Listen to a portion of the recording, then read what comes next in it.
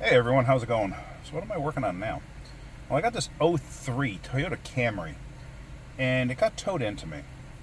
And the customer says that it wouldn't start for them, so somebody had rigged up a push start, like a push button. And basically it's like a generic, one of those old school, like aftermarket horn buttons. So let me show you what I'm talking about here. So here it is. They hooked up one of these things, and if you hit the button, it would crank. So they said what they would do is they would turn the key on, they would hit that button, and it would crank over and it would start. Okay. I said, now that stopped working. All right. So they brought it into me. So I go and I look, I'm like, okay, well, why wasn't it cranking to begin with? Like, what's going on there? So I see why it's not cranking. See the light? Aftermarket alarm.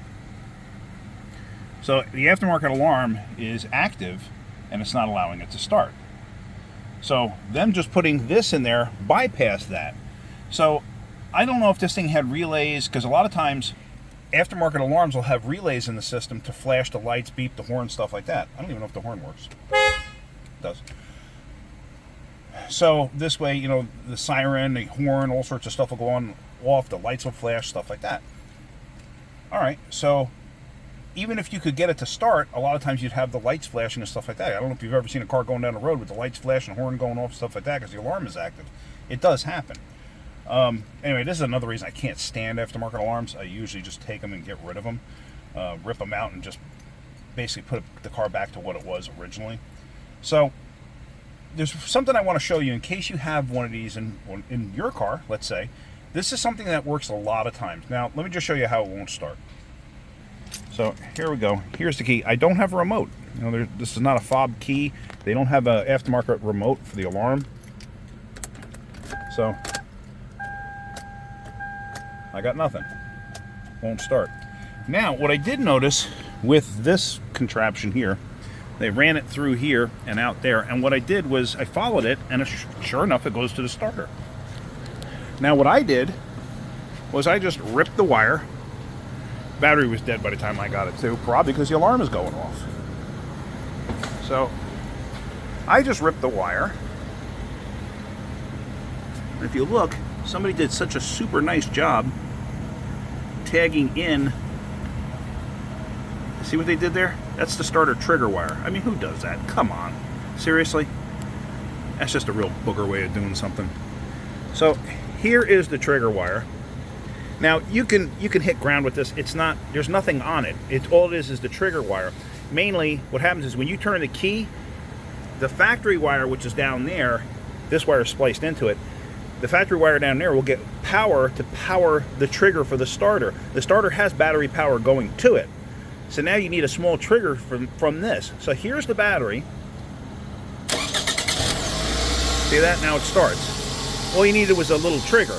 But here's what I want to actually show you, in case this happens to you. When you have an aftermarket alarm in your car. It does happen. I've seen it way more times than you can actually imagine. So, obviously the car's running. I drove the car in the shop. But here's what I'm going to do. Key to the run position. See, it will not start. Now, I can't guarantee you this is going to work on this one, but I think it will. Let's find out. What you do is, you put the key into the run position, like it is right now. Disconnect the battery. Short the terminals together with the battery disconnected. Basically, you're draining the capacitors. Make sure the battery's not connected when you contact the two, the positive and the negative together. You do that, it makes sure, like if it's not disconnected, you're going to short something out. Not have a good day. So we're going to go and we're going to disconnect the battery, and we're going to short the positive to the negative away from the battery to discharge any capacitors. Then we're going to hook it back up. And a lot of times, 99 times out of 100, it'll start. Can't guarantee you it will this time, but I'm confident. Let's see. Let's see. Hopefully I'm right. We're going to find out. So I had my battery charger hooked up to it. I'm just going to disconnect it for now because the battery was dead. I don't know if the battery's any good. I figure let me charge it for now and see what happens. So the key is on. I'm going to verify that in a second. Even if you had the battery disconnected, you can just turn the key on. But yeah, the key is on. So all we're going to do right now is disconnect it. And I'm just bringing it over here. This is not going to short anything out because you don't have a ground path. So everything's good there. So now I just did that to just discharge any capacitors. Hook this back up. Tighten this up.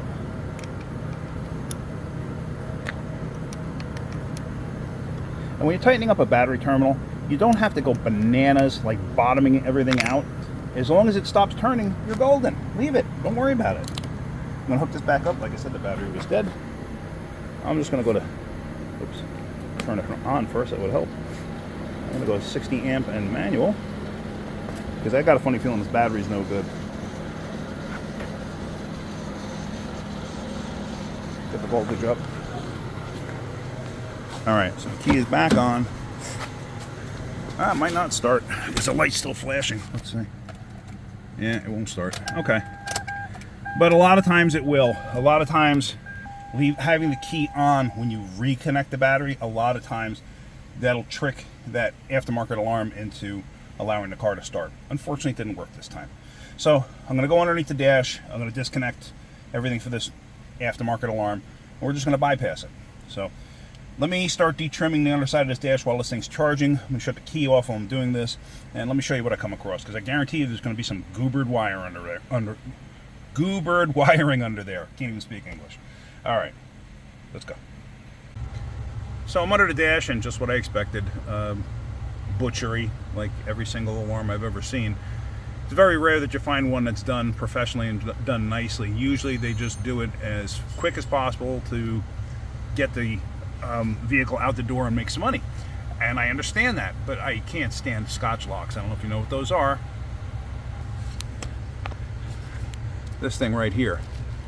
These are Scotch locks, and they're all over the place. What they do is they wrap around the wire, and then you squeeze them into the wire, and what it does is it actually cuts into the wire, so you have another spot to connect a wire, like this. So that's actually cut into it. I can't stand these things, but that's what they do. Stereo places do the same thing. I can't stand it when they do.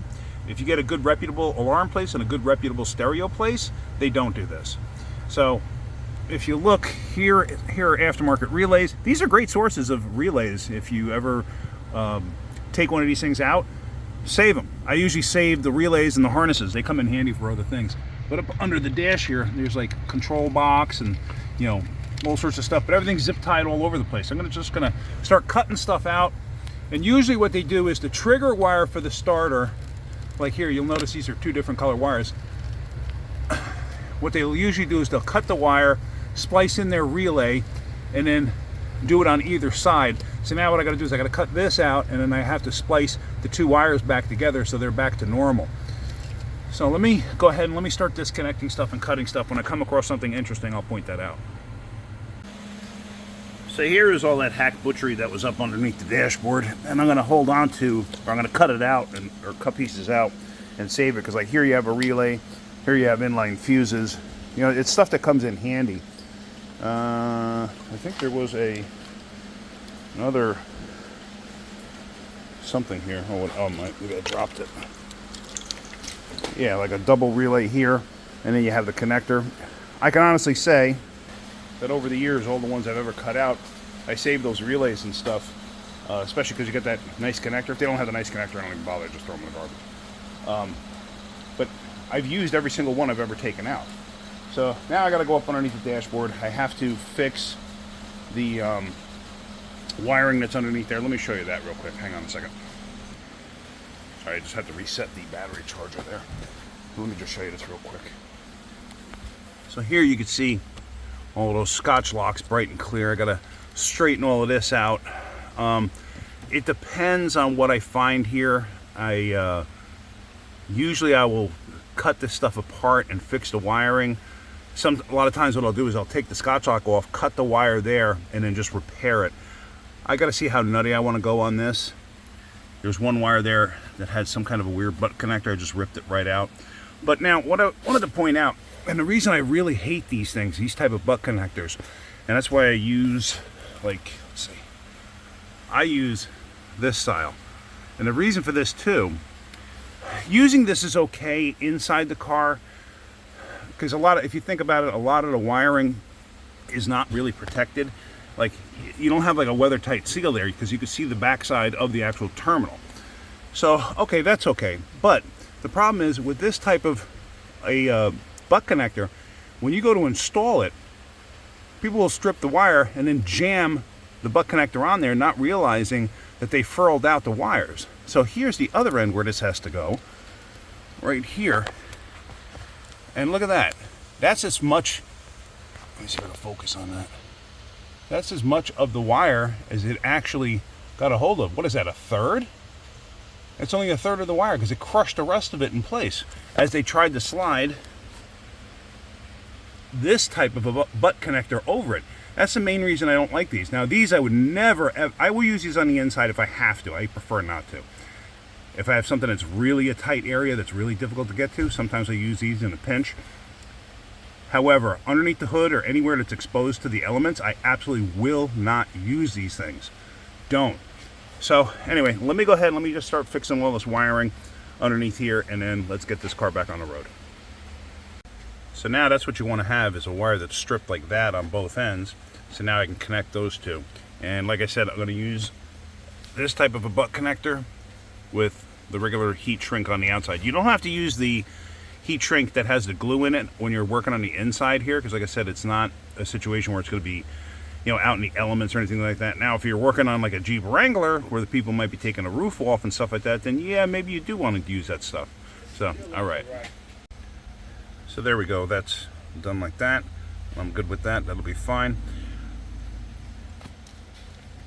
That's just regular heat shrink. So now I'm just going to fix that one wire over there, and I want to make sure this thing starts before I do all the other stuff. So now what we're going to do here is we're going to connect the battery like such.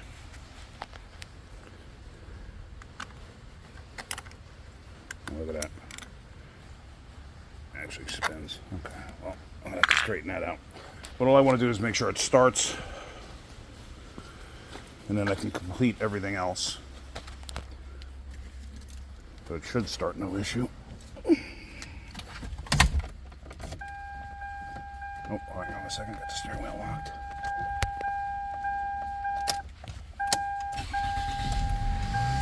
Yeah, there we go. All right.